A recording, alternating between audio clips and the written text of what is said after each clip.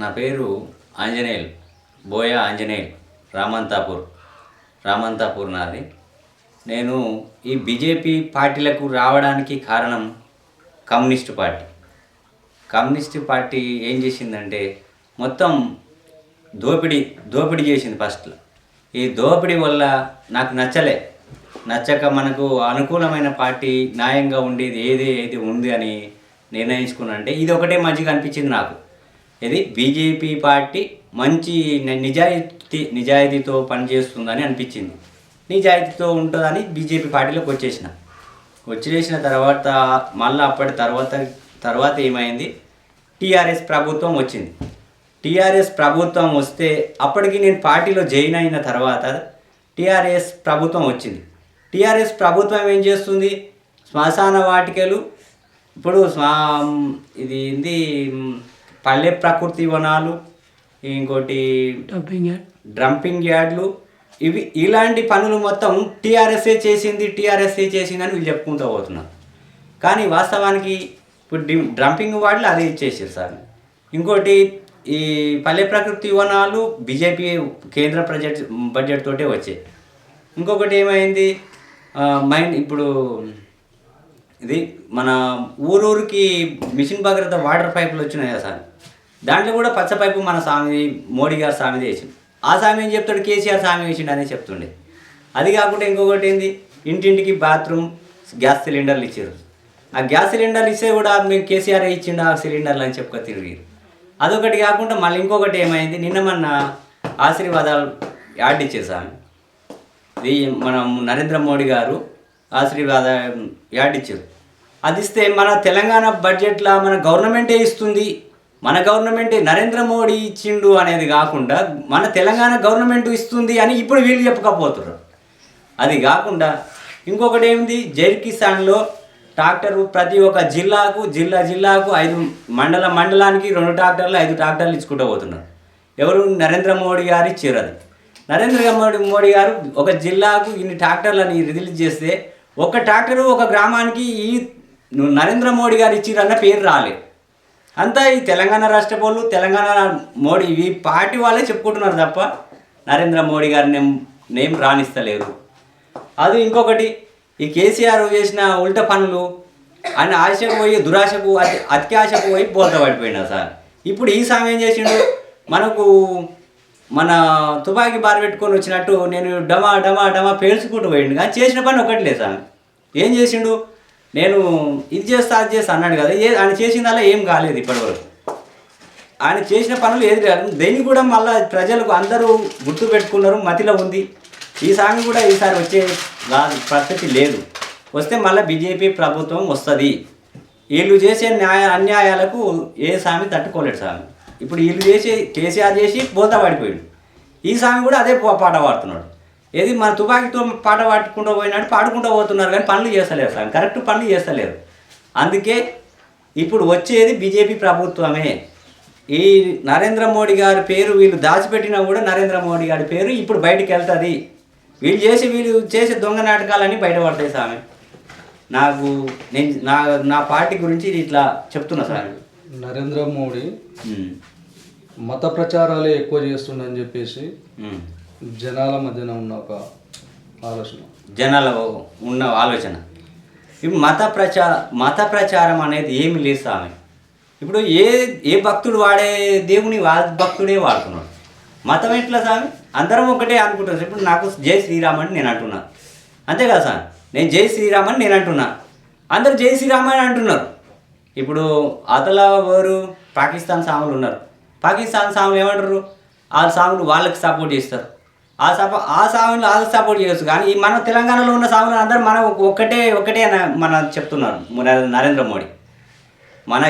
మన తెలంగాణ రాష్ట్రంలో ప్రతి ఒక్క ఉన్న బిడ్డ ఎవరైనా మన భారతదేశంలో ఉన్న ప్రతి ఒక్క మనిషి కూడా మన మనిషి అని ఒప్పుకుంటున్నాడు సార్.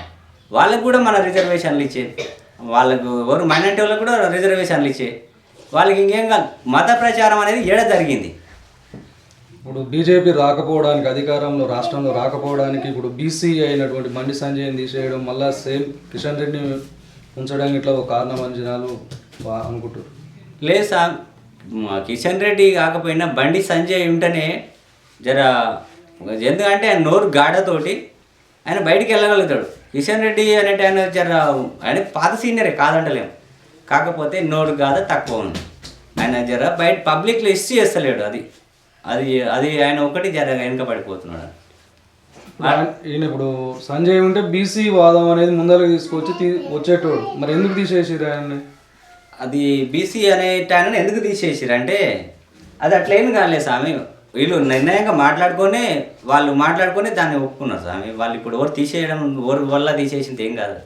ఈ పార్టీ నిర్ణయించింది. అది వాళ్ళు కావాలని తీసేసుకున్నది ఏం లేదు. అట్లా బీఆర్ఎస్ పార్టీ ఓడిపోవడానికి కారణం ఏంది? బీఆర్ఎస్ ఓడిపోవడానికి కారణం ఏంటంటే ఆయన అతిక ఆలోచనతోటి పోయిండు స్వామి. నేను దళిత బంధు ఇస్తానన్న ఆయన ఇంట్లో దళిత బంధు ఇచ్చిండు. దళిత బంధు ఇచ్చిన వానికి ఆ ఇంట్లో ఒకరికి ఇచ్చి మరే ఇతరునికి ఇవ్వకుండా ఊకుంటారా స్వామి? ఇస్తానంటే అందరికి రాష్ట్రమంతా ఇవ్వాలి.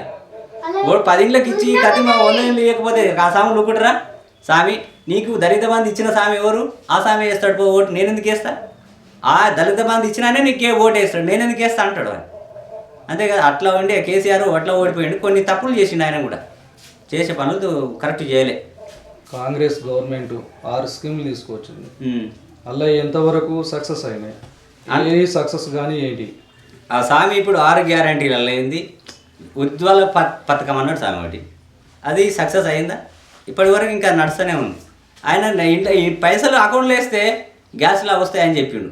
అది ఆ అకౌంట్లో 400కే గ్యాస్ అన్నాడు. ఇప్పుడు 900 కట్ అవుతూనే ఉన్నాయి అవి కూడా. ఈ సాములు ఇక ఈ 10 ఒకటి కరెక్ట్ కాలేదు.